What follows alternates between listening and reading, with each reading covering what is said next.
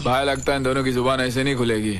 मुंह में गरम गरम वो डालना पड़ेगा अपना, वो क्या है, दूध। अरे दूध नहीं रे, तो जो गर्म होने के बाद लाल लाल होता है ना, वो क्या वो सलिया। हाँ सलिया, वो भी उसका ठंडा हिस्सा।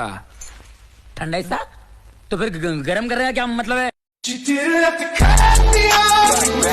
अरे क्योंकि सलिया का ठंडा हिस्सा अंदर रहेगा तो गर्म हिस्सा बाहर रहेगा, वो निकालेगा कैसा?